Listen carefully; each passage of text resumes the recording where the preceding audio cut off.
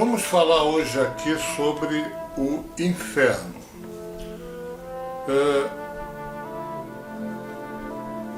O que seria o inferno? Há pessoas que alegam, dizem que o inferno não existe.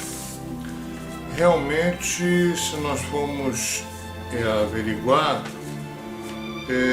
seria difícil que Deus permitisse o inferno eterno.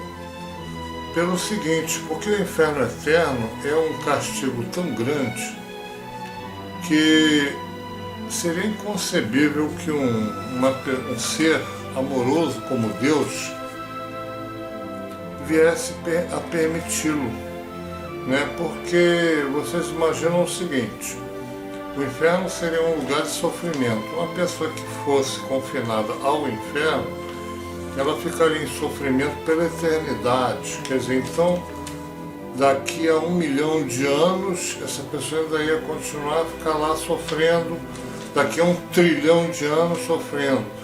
Para que isso? Isso não tem o menor sentido, entendeu? Não existe crime nenhum, por pior que seja, que se nós formos aplicar o princípio da justiça, que o inferno seria, como dizer assim, seria justo. Não seria justo, seria uma injustiça. E nós não iríamos ficar, eu não acredito que uma pessoa que tenha amor no coração, ela vai ficar feliz em um lugar de felicidade sabendo que existem outras criaturas que estão em um lugar de sofrimento eterno, estão ali sofrendo, padecendo pela eternidade. Então, eu acho inconcebível, isso aí foi uma das coisas que realmente eu não consegui aceitar nas doutrinas, que um Deus que diz que está escrito Deus é amor, que Deus é o maior de todos os amores, não existe amor maior do que o de Deus, fosse permitir que um ser ficasse em sofrimento pela eternidade.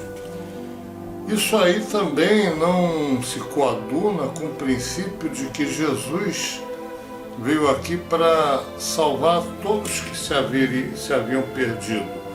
Naquela parábola, naquela alegoria que fala do pastor que cuida das ovelhas, e que se uma ovelha está perdida, ele vai até os espinheiros e tira aquela ovelha e traz ela de volta.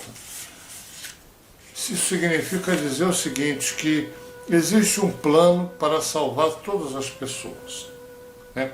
Agora, isso não exime as pessoas de passar por regiões de sofrimento, embora não sejam eternas, mas existem as regiões de sofrimento. Isso no mundo espiritual, né? Nós temos, inclusive na Bíblia, exemplos disso, né? Naquela passagem, por exemplo, do rico e do Lázaro, né? Na passagem do rico e Lázaro, vou fazer só uma breve narrativa para nós podermos nos situar. O Lázaro era um mendigo que vivia na porta do moço rico, de um homem rico, né? E esse homem rico deixava cair às vezes algumas migalhas dos banquetes que ele patrocinava, que ele se refastelava. E Lázaro vinha procurar as migalhas, vinha vasculhar, vamos dizer, poderia ser até o lixo, né? Ele ia procurar no lixo ali o que sobrou, que foi jogado fora, para poder se alimentar. Lázaro era um homem pobre que tinha chagas e os cães vinham lamber-lhes as chagas. Quando Lázaro morreu, ele foi levado para uma região chamada a região de Consolo, que os hebreus chamam de o seio de Abraão. Ou seja, um local lá no mundo espiritual, onde os judeus normalmente iam onde estava Abraão, que era o pai de todos os judeus. Então lá ele ia e ficava lá em Consolo. E o homem rico também morreu, chegou o dia dele morrer, ele morreu. Só que ele foi para um lugar de tormentos. A Bíblia fala que era um lugar de tormentos. O que é um lugar de tormentos? Um lugar de tormentos é um lugar onde as pessoas padecem alguma coisa, né? E lá da onde esse homem rico estava, lá nesse lugar de tormentos, ele conseguia ver o Lázaro lá no seio de Abraão, ou seja, lá naquele lugar bom onde ele estava. E ele conseguiu dialogar com Abraão. Então ele pediu a Abraão: Abraão, conceda que Lázaro molhe a ponta do dedo na água e me refresque a língua, porque eu estou aqui atormentado nessas chamas.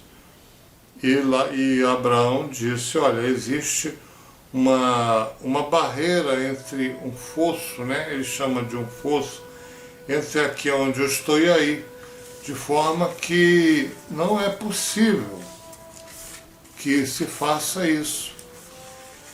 Aí o moço rico fala com Abraão: mas então permita que eu possa voltar e avisar meus irmãos para se precaverem para não vir aqui para este lugar. Aí Abraão diz para ele: olha, ele tem os profetas que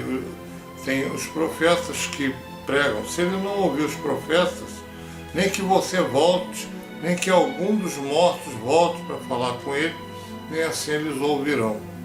Como de fato, né, a gente sabe que tem pessoas que não acreditam em nada. Mesmo que as coisas aconteçam, os milagres acontecem, os espíritos mostrem e falem, mesmo assim eles não acreditam. Então, essa parábola ela mostra várias informações importantes. Primeiro, existe um lugar de tormentos, onde as pessoas podem ir. Normalmente quem vai para esse lugar são pessoas que na vida, durante o seu percurso de vida aqui, eles não aproveitaram bem as oportunidades de evolução, as oportunidades de aprendizado. Então, a sua própria vibração as leva a esses lugares de sofrimento. Outra coisa interessante, se vocês notarem, é o seguinte, que lá nesses lugares de sofrimento, as pessoas sentem sensações físicas.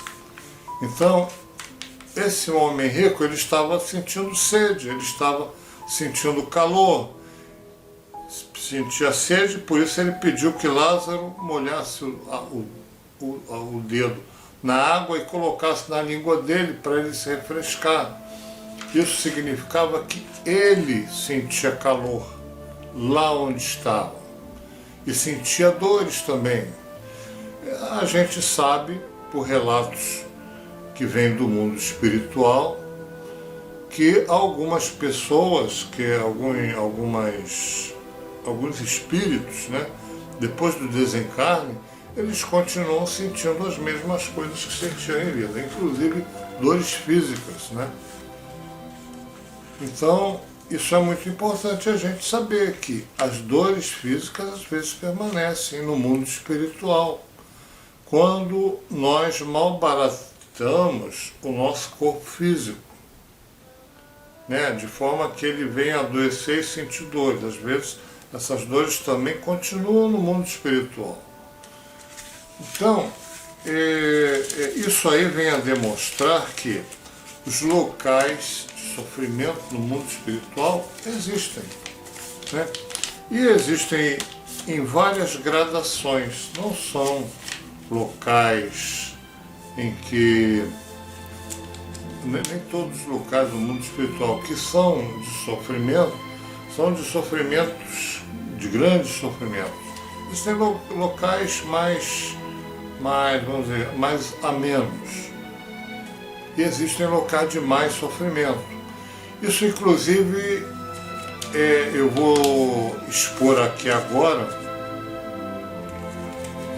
uma entrevista que um notório médium que aqui do Rio de Janeiro, que vê inclusive a imagem da Virgem Maria, que é o Pedro Siqueira, numa das entrevistas que ele deu para o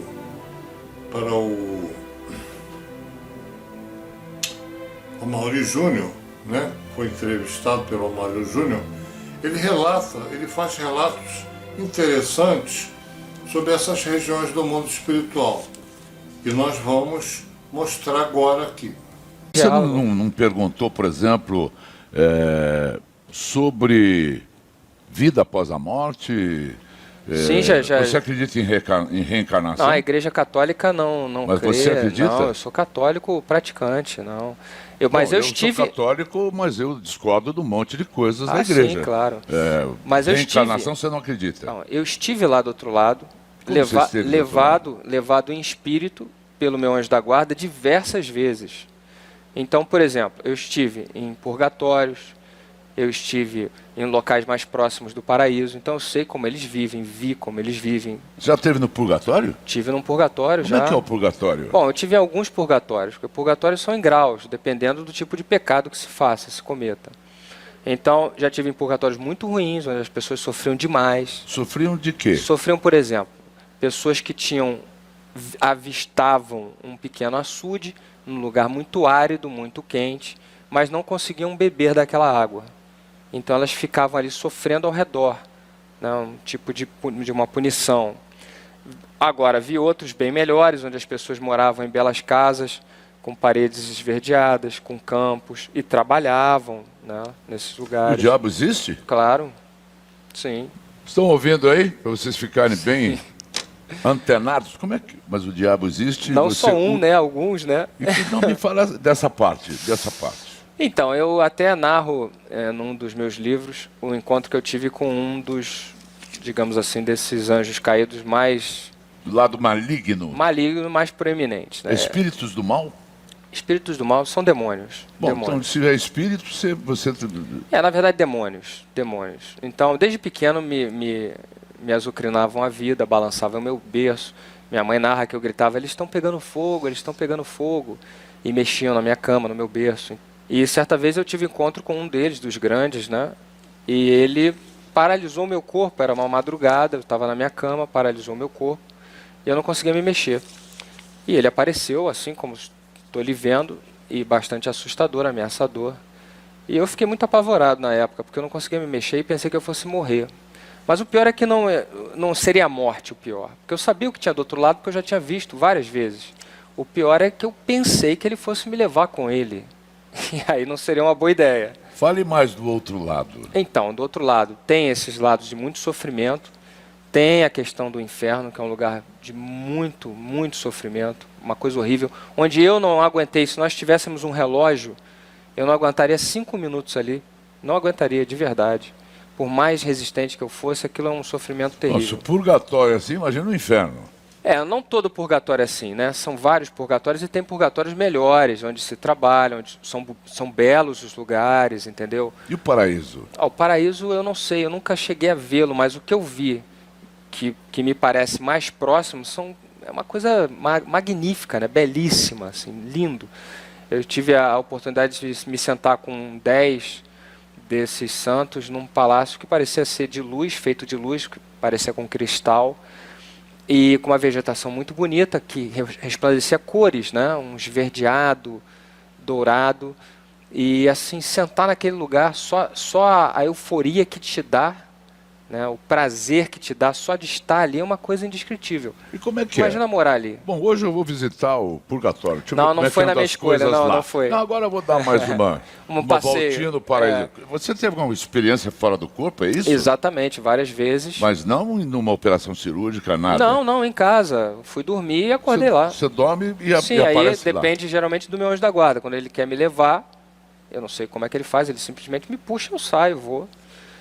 E vou. Ô Pedro, eu imagino como deve ter gente que não acredita nisso, não é? Nem... Verdade, deve ter. Mas o curioso é que nunca chegaram para mim para dizer isso.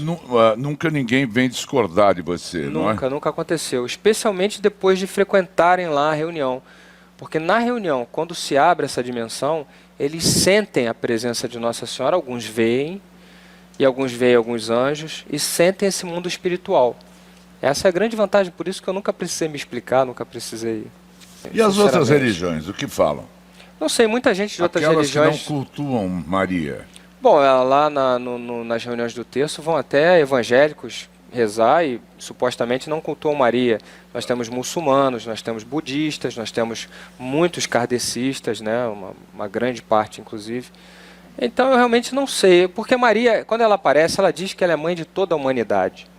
Ela não é mãe só dos católicos. Não é essa a intenção dela. Tumor? Pois bem, então pode-se ver que realmente existem locais de sofrimento no mundo espiritual. Esse Pedro Siqueira não foi o primeiro que viu. Existe um livro chamado Memórias de um Suicida, de Ivone Amaral Pereira, em que ela faz um relato de um local chamado o Vale dos Suicidas. É logo na abertura do livro, é o primeiro capítulo.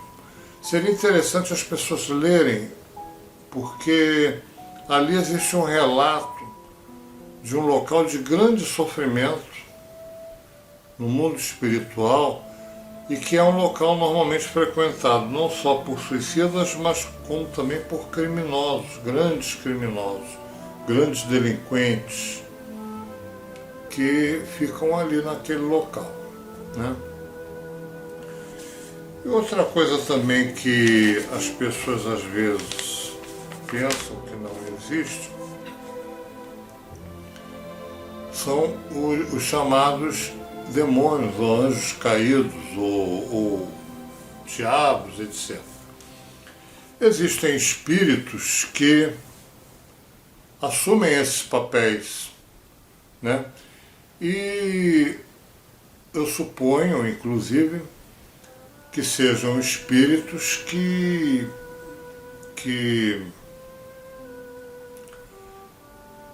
já estiveram, vamos dizer, numa situação bastante privilegiada e decaíram, né? Quer dizer, eles já estiveram, vamos dizer, são espíritos de grande saber, que já adquiriram alto saber e que depois eles se deixaram cair. Então, eles assumem esses papéis, né? Eu vou também mostrar mais um vídeo a seguir, que é um vídeo do Antônio Augusto Fagundes, onde ele relata, ele tem um livro onde ele fala sobre esses homens do mundo espiritual, né? Com esse rapaz que sabe tudo sobre demônios. Ele veio de chapéu, inclusive, para tapar os chifrinhos. É o mago Antônio Augusto Fagundes Filho. Vem pra cá.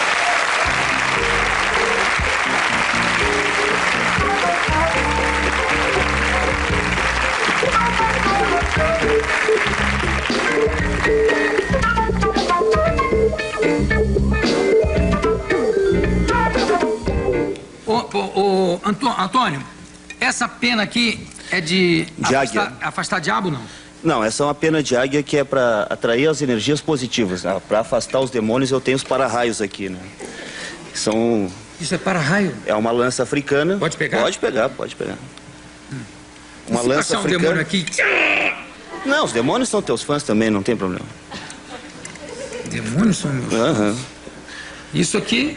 Essa é uma adaga de Toledo que tem mais de 100 anos e que também eu utilizo como para-raio, né? Uma adaga de Toledo, eu pensei que era uma baioneta. Não, não. Não, é uma adaga de Toledo. É. E afia assim um no outro? Não, esse aqui. Não, inclusive não precisa ser muito afiado, né? Basta que tenha uma ponta de metal. Ah, porque é um para-raio. É um para-raio. Diabo. Até uma tesoura pontuda aberta embaixo da cama pode ter uma função análoga, né? Mas como eu sou, vamos dizer, profissional, vamos dizer, dessa pesquisa, né? Porque essa história dos demônios, eu até tirei o chapéu, né? Pra ver que eu não... Que você não tinha chifre. Deixa eu mostrar o teu livro aqui. O livro dos demônios, Antônio Augusto Fagundes Filho, que não é parente do Antônio Fagundes, você. Não, eu sou filho de um apresentador de TV do Rio Grande do Sul que se chama Antônio Augusto Fagundes. Ah, perfeito. E é da LPM, o livro, tá aqui, o livro dos demônios. Uma poderosa arma na eterna luta entre a luz e as trevas. Tcharam! Você chegou a falar com algum demônio? Já viu algum demônio? Várias vezes. Tive o desprazer e o infeliz privilégio de falar frente a frente com eles, né? Você vê demônio assim? Não, aí é que tá. Tem né? algum aqui? Não, aqui não tem. É que onde eu tô... Tirando o Bira, não tem nenhum aqui. Tirando nós, não tem nenhum. Não, é que assim, quando eu vou num lugar, eu tento exorcizar as entidades negativas, né? Eu tento afastá-las de mim e do ambiente onde eu tô. Isso aí é uma medida profilática. Até, Aqui né? você já afastou? Quando eu cheguei, eu já... Né? Por isso Aliás, que eu notei, eu entrei e falei, pô, não tem um demônio hoje? Onde é que eles estão hoje? Impressionante. Não, de demônio aqui estamos só nós mesmo. Quando é que você começou a conversar com demônio? É que assim, eu me dedico ao estudo das ciências ocultas. Demonologia, tudo isso? A demonologia por uma questão de lacuna, porque eu procurava e não encontrava um livro que tratasse desse assunto com isenção. Quase todos os livros que tratam disso são escritos por, vamos dizer, devotos, se é que a gente pode utilizar esse termo, né?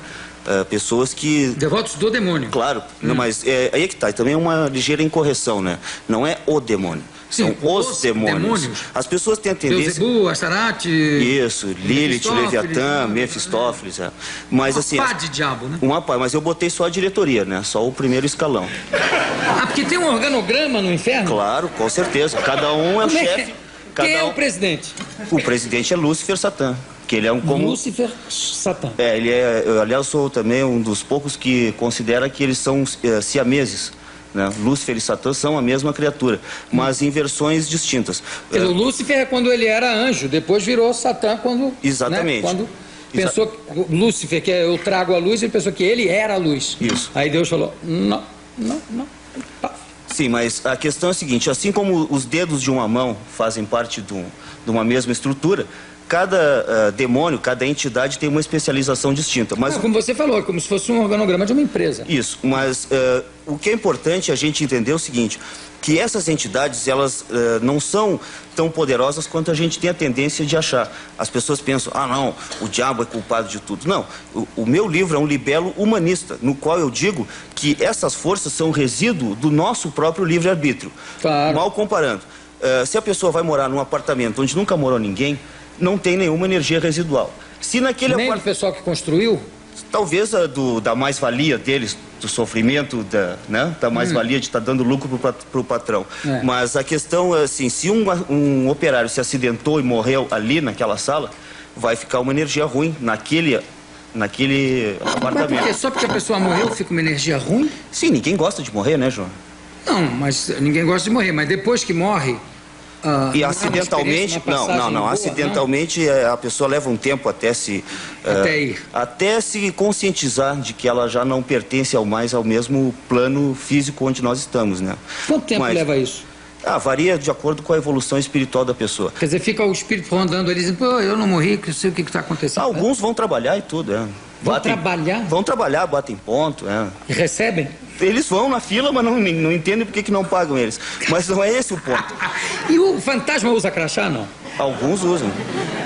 Agora vamos falar da diretoria. Então, exatamente. Quando morre alguém, tem que fazer um exorcismo no local. Não, a não ser que seja uma morte violenta. Pois é, não. Morte violenta. Isso, e principalmente se a pessoa era jovem. Fica uma energia residual negativa. O que eu quero fazer essa analogia é o seguinte, que comparando o planeta Terra a esse apartamento, imagina desde que o mundo é mundo, o oceano de lágrimas e de sangue e de sofrimento que já correu. Essa energia residual é uma força... Talvez até mais do que de alegrias, né? Mais do que de alegrias, eu acho que sim. E aí, essa energia residual? Essa energia residual, ela é inerente ao livre-arbítrio. Por exemplo, a gente não pode jogar xadrez só com casas brancas. Tu precisa ter a casa preta. Tu não pode pintar um quadro numa tela branca só com tinta branca.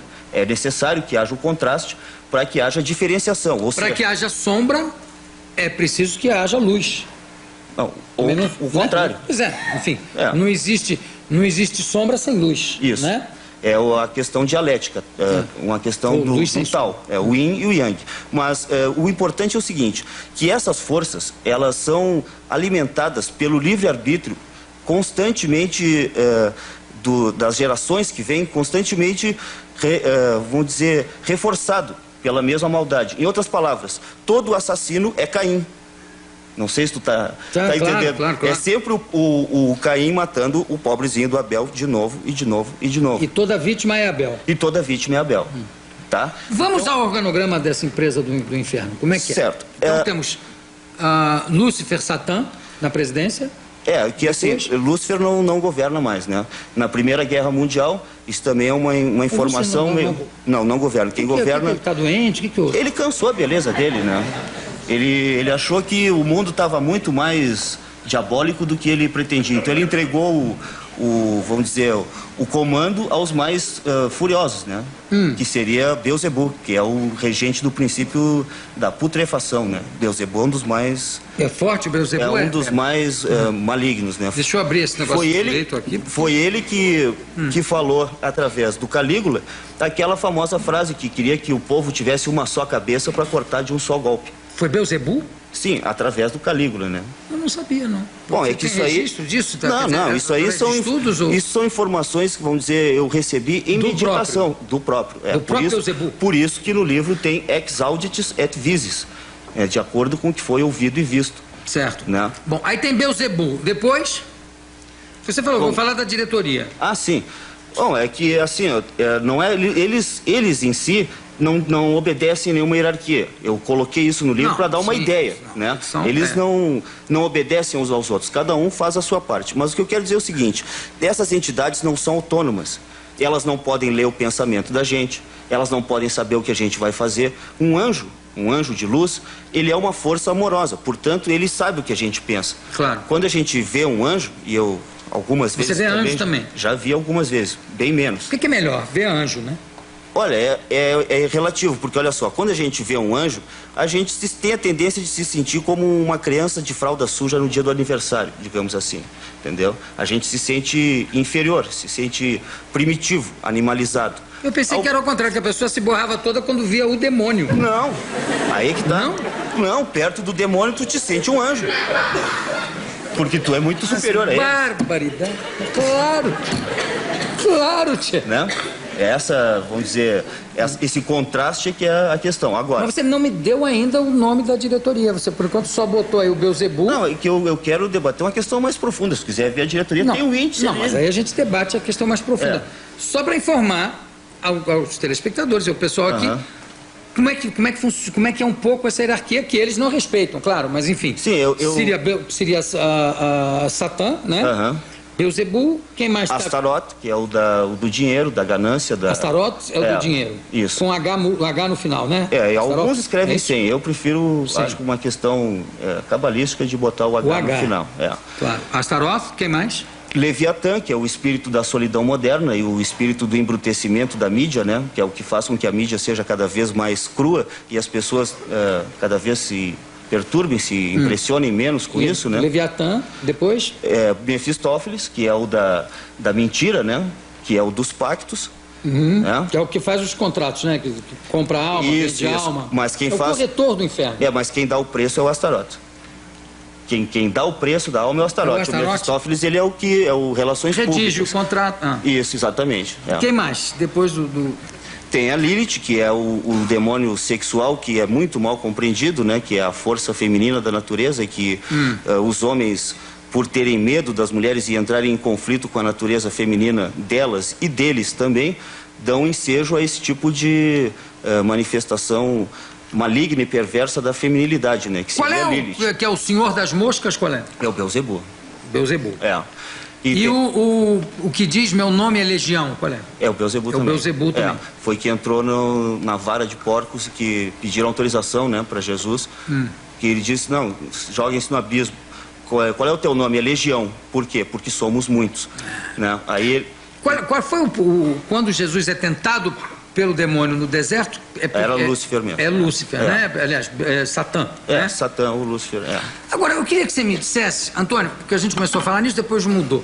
Qual foi a primeira vez, como é que foi a primeira vez que você viu um demônio? Tu diz assim, fora das pessoas? Porque assim, Você a vê gente dentro pode... das pessoas também? Claro, eu já vi pessoas endemoniadas, né? Eu não tô, não, né? Olha, por enquanto não, né? Graças a Deus. Por enquanto, é uma ameaça. Não, Mas fora das pessoas. não é assim, ó, eu trabalho com meditação, com yoga, com magia, desde os... Porque assim, eu sou clarividente, tá? Desde de nascença. E isso cria uma certa carga de problemas pra gente. Evidente. Imagina tu andar por aí vendo coisas, né? Vendo fantasmas, gnomos, demônios, anjos, sei lá o quê. E tudo Sacis. isso... Não, saci não, porque eu acho que não existe mais saci, não sei. Acho que a poluição acabou com eles. Nunca vi saci, nunca vi. mesmo? Morreram? Saci nunca vi. Morreram todos. Ou se mudaram para a Amazônia, não sei, né, tia? Sei que não tem. E aquele do pastoreio, tem? Neguinho do pastoreio? Isso aí é uma forma de pensamento criada pela fé popular, né? Pela devoção. Mas não são elementais que ficam assim? Isso, aí os elementais até trabalham, utilizam essa forma de pensamento, né? Agora, Mas- você me disse o seguinte, é muito desagradável andar, ficar vendo coisas, né, doentes Claro. e tal. Aqui, você já viu alguma coisa? Olha, Sinceramente, pode falar, não tem problema. eu vi, mas eu estou muito acostumado. Para mim, O que você já viu aqui? eu vejo pessoas que passam e que não estão aqui, né? Você olhou aqui para trás, agora deu uma olhada como se tivesse alguém aqui atrás. Tem alguém aqui atrás? Não, olha, assim, eu Fala acho a verdade para mim.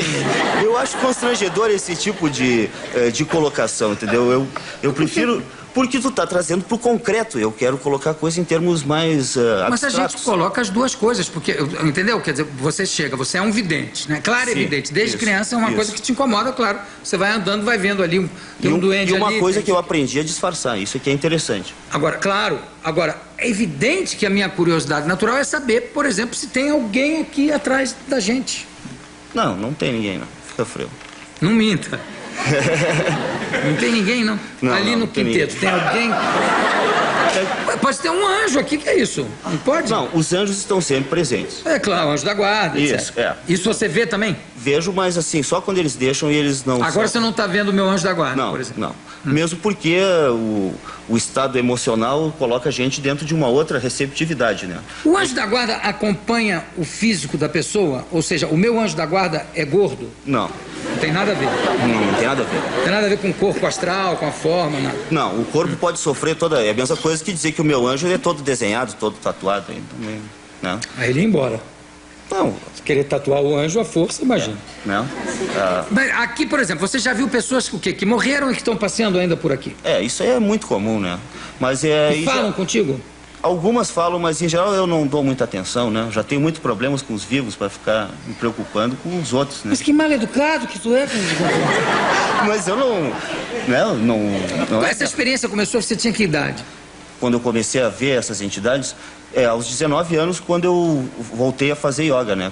Não, mas Comecei a você meditar. não disse que desde que nasceu, desde Sim, é que criança? aos 14 parou. Aí eu... Pois é, mas começou você pequenininho, com que idade? Com 2 anos, 3, comecei 4? a falar, isso. Já vi as coisas. E já você falava pro seu pai, pra sua mãe? Tá mais, No você tá ali, começo, poxa. no E começo. olha lá. Aí quando eu vi que ninguém mais via, eu fiquei quieto.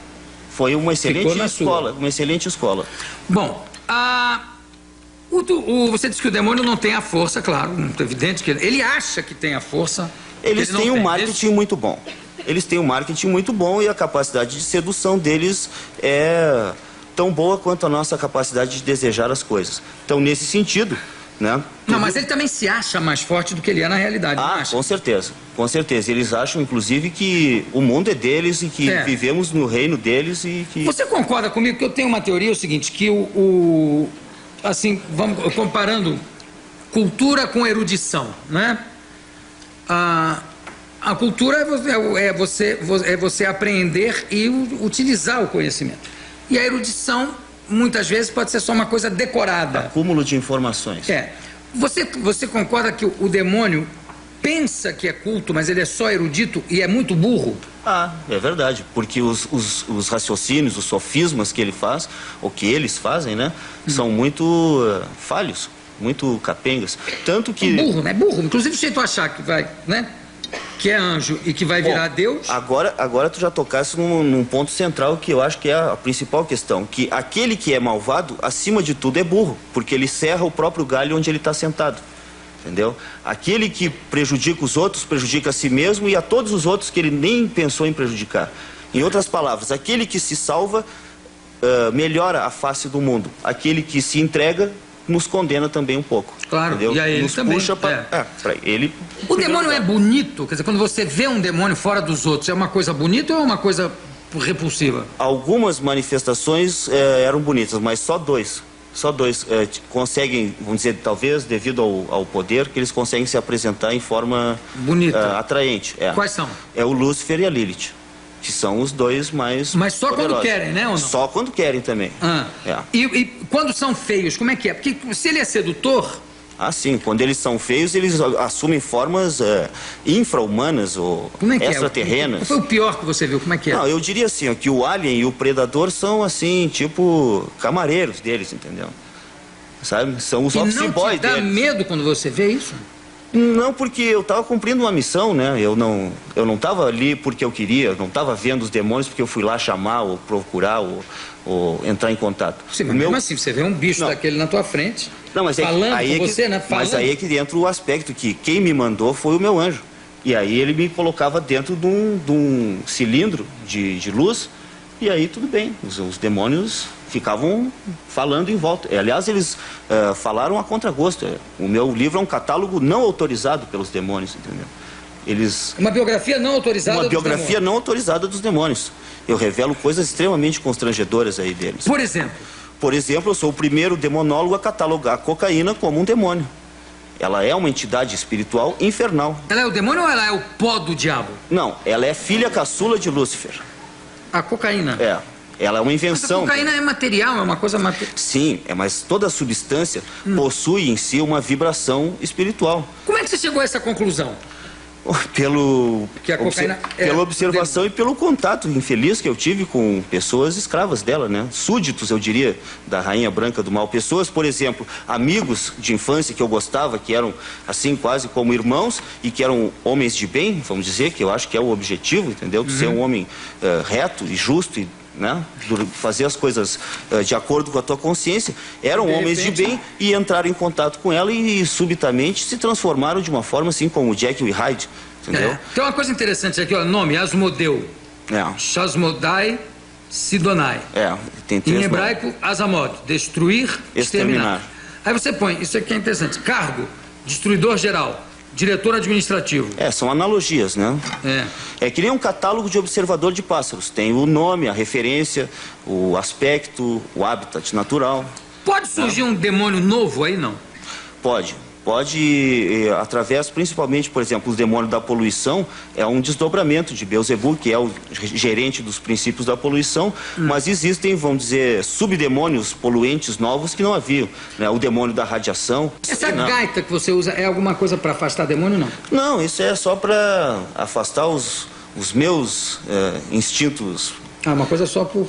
doloridos, exatamente. Bom, conversei aqui sobre demônios, demonologia com o Antônio Augusto Fagundes Filho, que está lançando o livro dos demônios. Antônio, e tem aqui defesas também, né, necessárias. Eu agora já vou dormir com uma tesoura embaixo da cama, né? Aí fica tranquilo. Não, mas tu já está protegido, né? Já?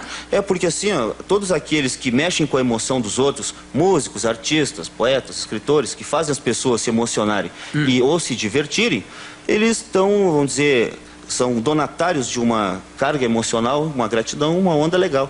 Não tem maiores perigos, né? Tá bom, muito obrigado. Daqui a pouco a gente volta. Agora, as regiões infernais, eles têm muitos, vamos dizer assim, locais, né? Locais intermediários e locais piores, mais profundos, né? Os locais mais profundos seriam o que se poderia chamar de abismos.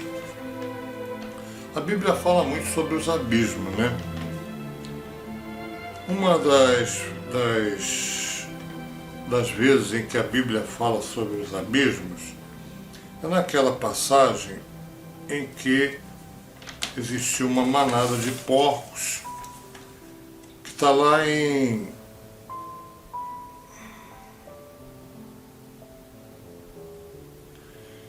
Lucas, capítulo 8, versículo 27 a 34, que diz o seguinte: E quando desceu para a terra, saiu-lhe ao encontro vindo da cidade, um homem que desde muito tempo estava possesso de demônios, e não andava vestido nem habitava em qualquer casa, mas nos sepulcros.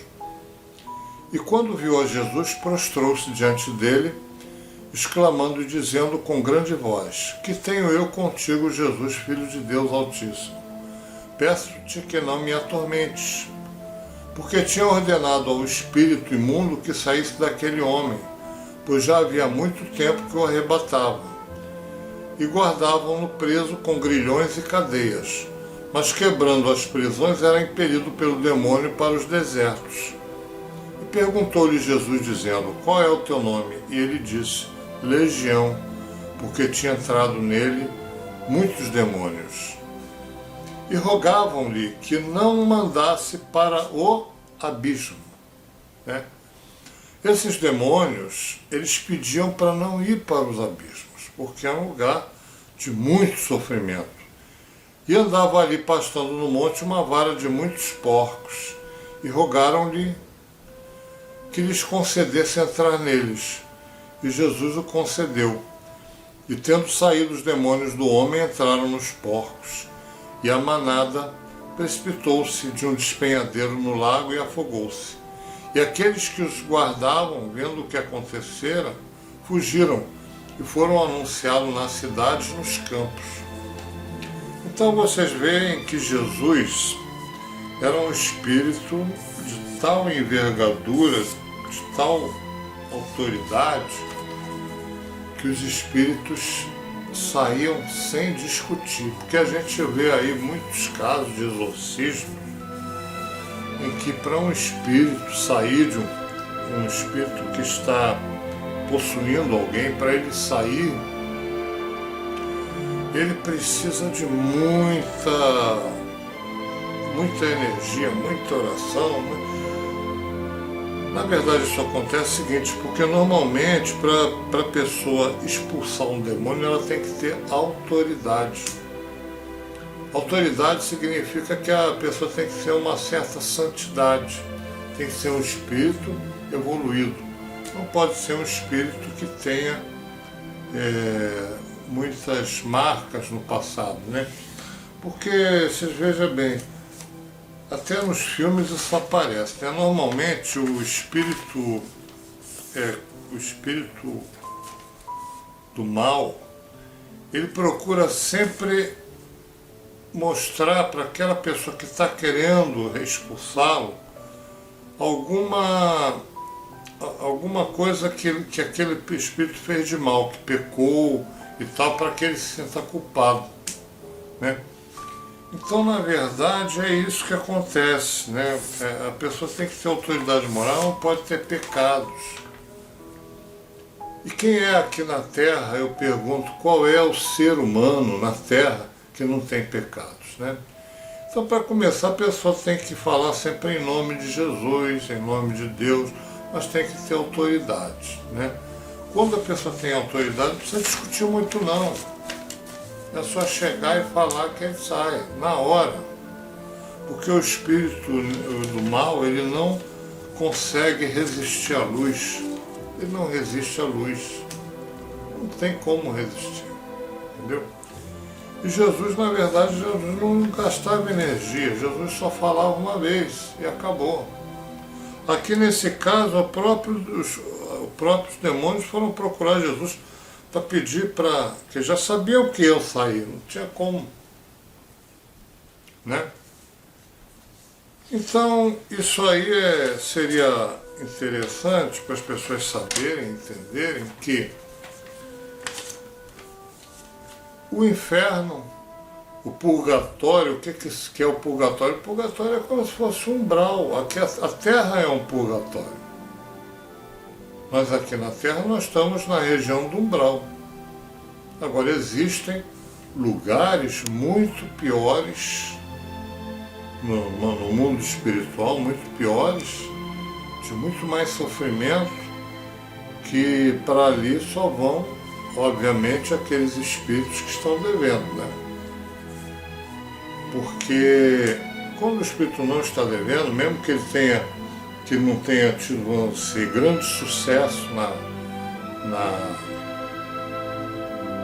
pelo menos quando ele foi bem intencionado e procurou evoluir, mesmo que ele tenha escorregado em algumas coisas, mas pelo menos tentou evoluir, fez algum progresso, ele não vai para esses lugares. Ele é acolhido, é protegido, é amparado, é amado e é resgatado.